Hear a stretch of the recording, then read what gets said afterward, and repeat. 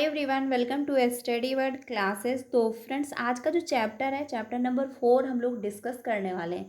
3 chapter complete हो चुके हैं, तो अगर आपने नहीं देखा है तो जा कर के ज्वाइन कर लीजिएगा। जब आप स्टार्टिंग से जो है चैप्टर वाइज क्लासेस करेंगे तो आपको सारी चीज़ें बहुत अच्छे से समझ में आएंगी। ये जो है चैप्टर नंबर 4 है। ये क्लास डेली आपको जो है 5 बजे मिलती है, जिसमें हम लोग जो है सीटेट दिसंबर के लिए प्रिपरेशन करते हैं। पेपर 2 SST, ठीक है, जो है पेपर 2 SST। ये जो न्यू NCERT है वो मैं डिस्कस कर रही हूँ। डेली हम लोग चैप्टर वाइज क्लासेस कर रहे हैं और साथ में PYQ क्वेश्चन भी करने वाले हैं। तो आप लोग डेली मेरे साथ ज्वाइन हो सकते हो 5 बजे की क्लास में। 3 बजे भी क्लास होती है, उसमें हम लोग जो है पेपर 1 एंड पेपर 2 CDP हो गया, लैंग्वेज हो गया, वो हम लोग डिस्कस करते हैं।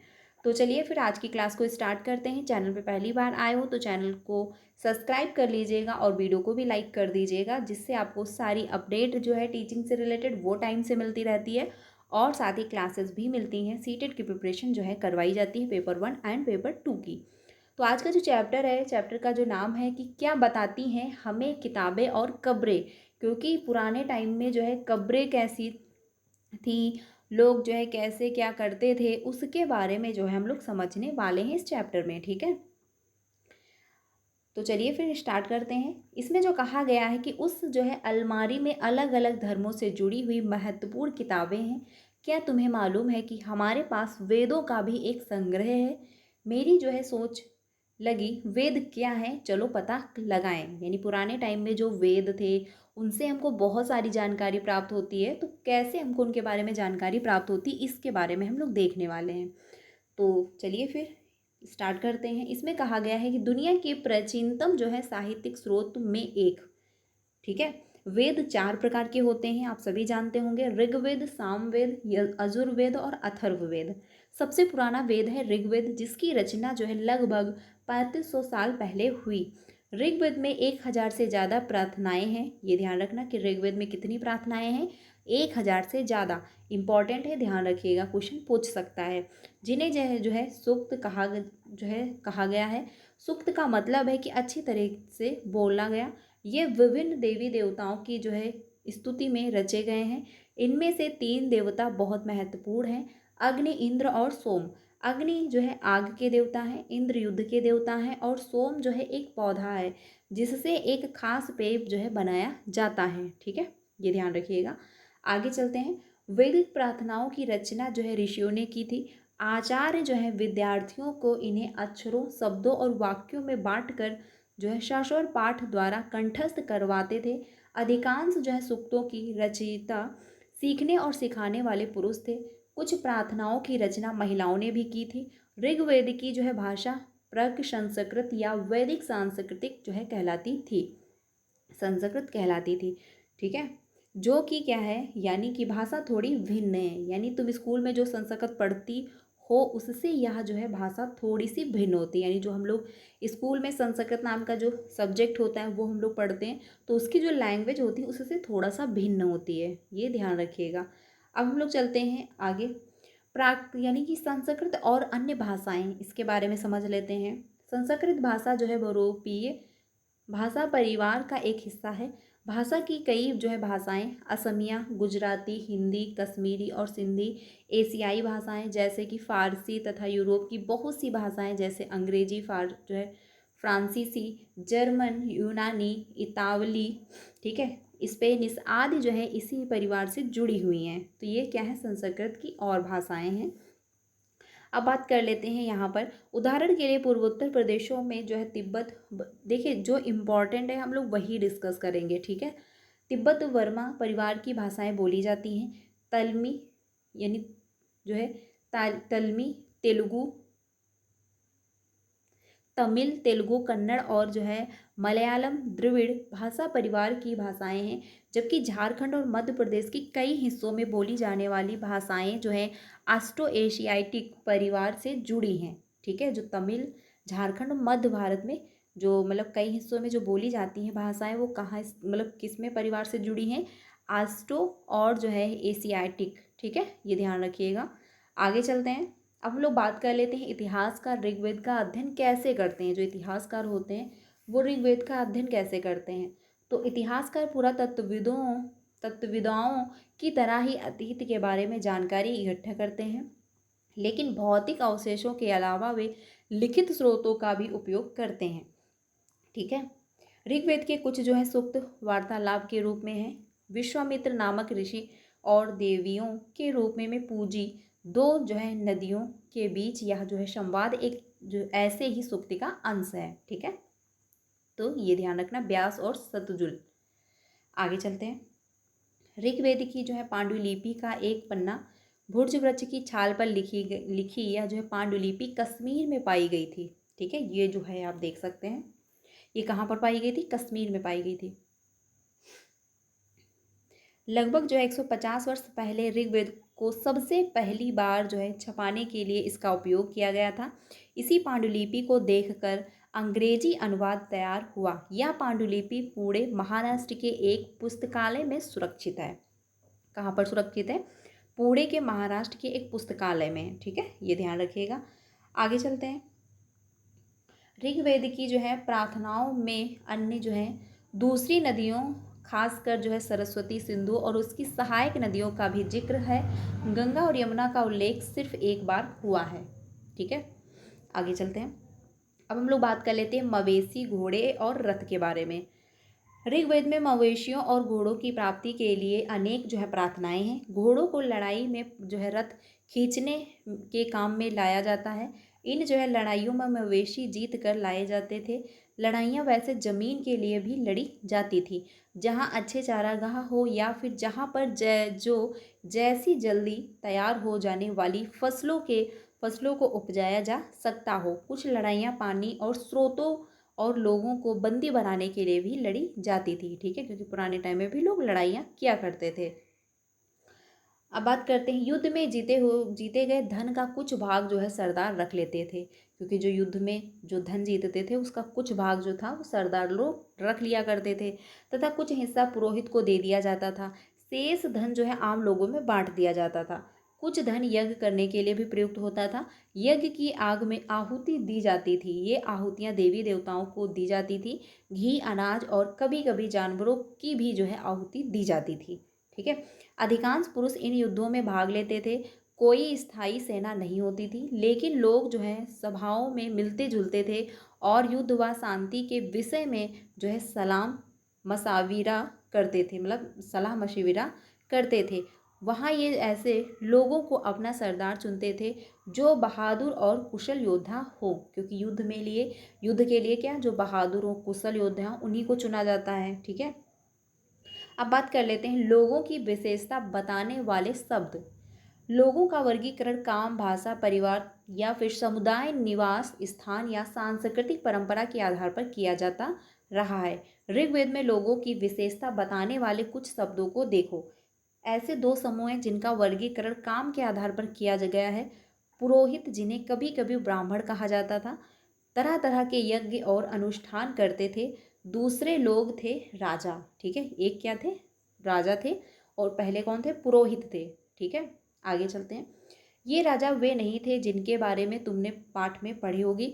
ये ना तो बड़ी राजधानियों और जो है महलों में रहते थे, ना इनके पास सेना थी, ना ही ये कर वसूलते थे। प्रायः राजा की मृत्यु के बाद उसका बेटा अपने आप ही शासक जो है नहीं बन जाता। ठीक है, ये भी था, क्योंकि मतलब अगर राजा की मृत्यु हो जाती थी तो जो उनका पुत्र होता था यानी जो बेटा होता था अपने आप ही शासक नहीं बन जाता था। आगे चलते हैं। ऋग्वेद में जो है विश्व और जनों के नाम मिलते हैं, इसीलिए जो है हमें पुरुजन या फिर विश्व, भरत जन या फिर विश्व युद्ध जन या फिर विश्व जैसे कई उल्लेख मिलते हैं।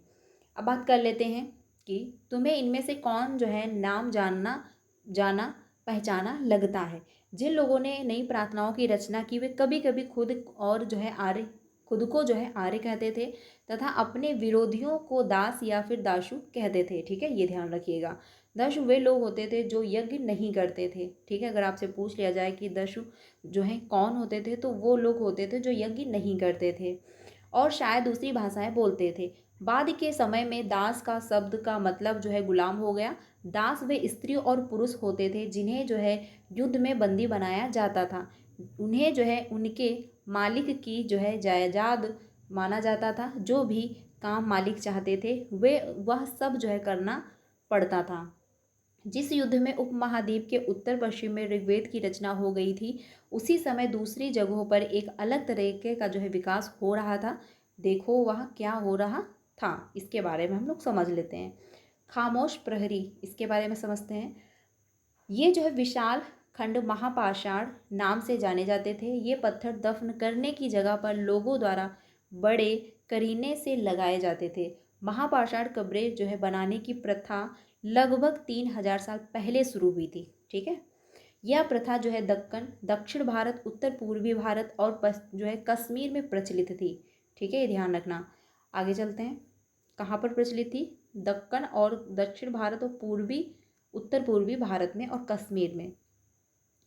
कई बार जो है पुरातत्वविदों और गोलाकार सजाए हुए पत्थर मिलते हैं, कई बार अकेला खड़ा हुआ पत्थर मिलता है। ये ही एकमात्र प्रमाण है जो जमीन के नीचे कब्रों को दर्शाते हैं। ये जो आप बना हुआ देख सकते हैं, ये पत्थर बना हुआ है, ये कब्र को दर्शाता है। ठीक है, आगे चलते हैं। महापाषाणों के निर्माण के लिए लोगों को कई तरह के काम करने पड़ते थे। इन हमने जो है कार्यों की सूची बनाई, जिन्हें जो है क्रमबद्ध करो। गड्ढे खोदना, शिलाखंडों में ढोकर लाना, बड़े पत्थरों को तराशना और मरे हुए को दफनाना, ये जो है काम थे।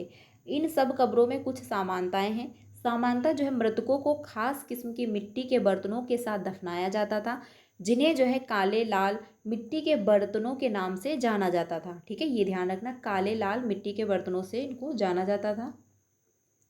इनके जो है साथ ही मिले हैं लोहे के औजार और हथियार, घोड़ों के कंकाल और सामान तथा पत्थर और सोने के गहने। ठीक है, ये जो है मिलते हैं। अब हम लोग बात कर लेते हैं महापाषाण कब्रों से मिले लोहे के सामान। ठीक है, ये जो है बने हुए हैं, यहाँ पर देख सकते हैं। बाई और घोड़े के लिए सामान जो है नीचे बाई और कुल्हड़ियाँ, और नीचे क्या है, एक कटार है, ये जो यहाँ पर आप देख सकते हैं। ठीक है, आगे चलते हैं। ये महापाषाण के टाइम मिले हुए हैं। अब हम लोग बात कर लेते हैं लोगों की सामाजिक असमानताओं के बारे में पता करना, उसके बारे में समझते हैं।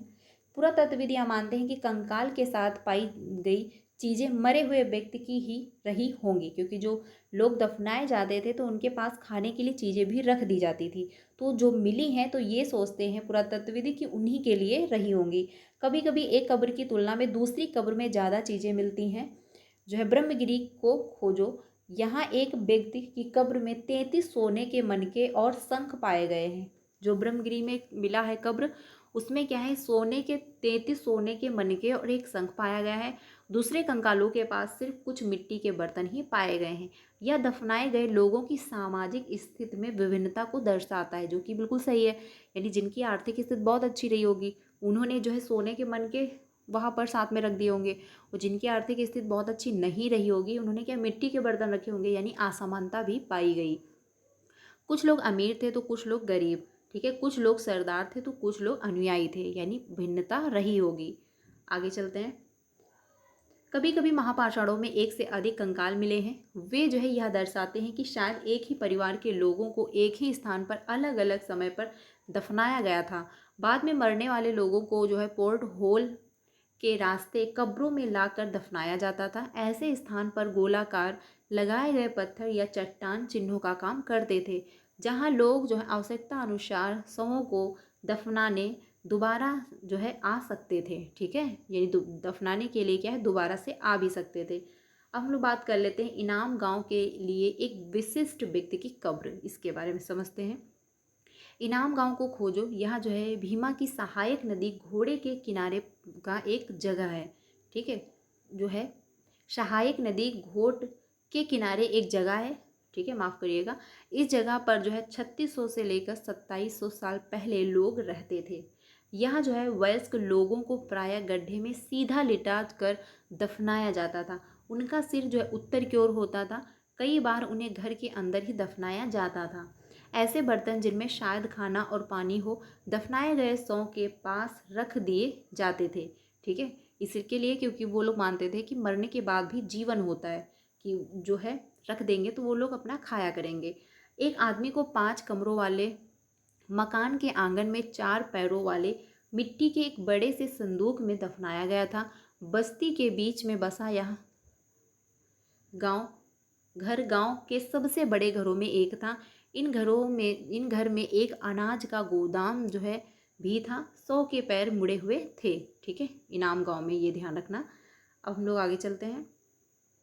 छोटे आकार के आधार पर एक बच्चे के कंकाल को आसानी से पहचाना जा सकता है, लेकिन एक बच्चे और बच्ची के कंकाल के बीच कोई बड़ा फर्क नहीं होता है। ठीक है, कभी कभी लोग कंकाल के साथ मिले सामानों के आधार पर जो है इसका अंदाज़ा लगाते हैं कि उदाहरण के लिए यदि कंकाल के साथ गहने मिलते हैं तो कई बार उससे महिला का कंकाल मान लिया जाता है। लेकिन ऐसी समझ के साथ समस्याएं हैं। अक्सर पुरुष भी आभूषण पहनते हैं, यानी अगर आभूषण मिल रहा है कंकाल के साथ तो ये ज़रूरी नहीं कि ये फीमेल का ही कंकाल होगा, क्योंकि मेल भी जो है आभूषण पहनते थे। कंकाल का जो है लिंग पहचानने का सबसे बेहतर तरीका उसकी हड्डी की जांच है। चूँकि महिलाएं जो है बच्चों को जन्म देती हैं, इसीलिए जो है उनका कटी प्रवेश या जो है कुल्ला पुरुषों से ज़्यादा बड़ा होता है। ठीक है, ये समझ कंकालों के आधुनिक अध्ययन पर आधारित है। आगे चलते हैं। आज से लगभग जो है 2000 साल पहले चरक नाम के प्रसिद्ध वैद्य हुए थे, जिन्होंने जो है चिकित्सा शास्त्र पर जो है चरक संहिता नाम की किताब लिखी। वे कहते हैं कि मनुष्य के शरीर में 360 हड्डियां होती हैं। यह जो है आधुनिक शरीर रचना विज्ञान की 206 हड्डियों से काफ़ी ज़्यादा है।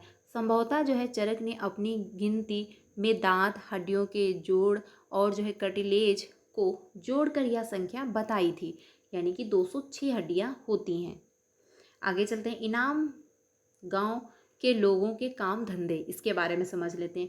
इनाम गांव में पुरातत्वविदों को गेहूं, जौ, चावल, दाल, बाजरा, मटर और तिल के बीज मिलते हैं। कई जानवरों की हड्डियां भी मिलती हैं। कई जो है हड्डियों पर काटने के निशान से यह जो है अंदाजा होता है कि लोग इन्हें खाते होंगे। गाय, बैल, भैंस, बकरी, भेड़, कुत्ता, घोड़ा, गधा, सूअर जो है सांबर, चितकबरा जो है हिरण, कृष्ण मृग, खरहा, नेवला, चिड़िया, खटियार, कछुआ, केकड़ा और मछली की हड्डियां भी जो है पाई गई हैं। ऐसे साक्ष्य मिले हैं कि बेर, आंवला, जामुन, खजूर और कई तरह की जो है रसभरियाँ एकत्रित की जाती थी। ठीक है, इनाम गांव में जैसे कि पता चलता था कि लोग जो है काम धंधे कैसे करते थे। ठीक है, तो इससे जो है अंदाज़ा लग जाता था। तो ये था पूरा चैप्टर पूरा कंप्लीट हुआ। इसमें बेसिक सी यही बात थी कि पुराने टाइम में जो है लोग कैसे रहते थे, कैसे जो है उनका विश्वास था कि कब्र में भी लोगों का जीवन है, इसलिए वो जो है जब उनको दफनाते थे तो उसके साथ कुछ खाने पीने की चीज़ें भी रख दिया करते थे। ठीक है, तो ये चैप्टर कंप्लीट हुआ। 4 चैप्टर हम लोगों के कंप्लीट हो चुके हैं। 5th चैप्टर आपको कल 5 बजे की क्लास में मिल जाएगा, तो ज्वाइन कर लीजिएगा। आपको कमेंट सेक्शन में जो है टेलीग्राम का चैनल का लिंक मिल जाएगा, तो वहाँ से ज्वाइन हो जाइएगा। वहाँ पर सारी इंपॉर्टेंट PDF आपको मिल जाएंगी। सारे जो नोटिस जारी होती है टीचिंग से रिलेटेड वो भी आपको वहाँ पर मिल जाएगी। तो आप टेलीग्राम चैनल के साथ ज्वाइन हो जाइएगा। बाकी जो है कल हम लोग मिलते हैं 5 बजे की क्लास में। क्लासेस स्टार्ट हो चुकी हैं, तो आप लोग डेली 3 बजे और 5 बजे मेरे साथ ज्वाइन हो सकते हैं। कोई भी डाउट है तो कमेंट में पूछ लीजिएगा। PYQ क्वेश्चन हम लोग जल्द ही करने वाले हैं, तो चैप्टर भी चलते रहेंगे और साथ में PYQ क्वेश्चन भी करने वाले हैं। तो चलिए आज के लिए इतना ही रखते हैं। क्लास अच्छी लगी तो लाइक कर दीजिएगा, बाकी अपने सारे फ्रेंड को शेयर कर दीजिएगा। जो भी डाउट है कमेंट में पूछ लीजिएगा। देखिए चैप्टर है, आपको पढ़ने में बोरिंग लगेगा, लेकिन जब इन्हीं से क्वेश्चन पूछे जाएंगे तो आपको सारी चीज़ें समझ में आएंगी। NCERT पढ़नी होगी तभी जाके पेपर 2 आपका क्वालिफाई हो पाएगा। ठीक है, तो मिलते हैं नेक्स्ट क्लास में। Thank you.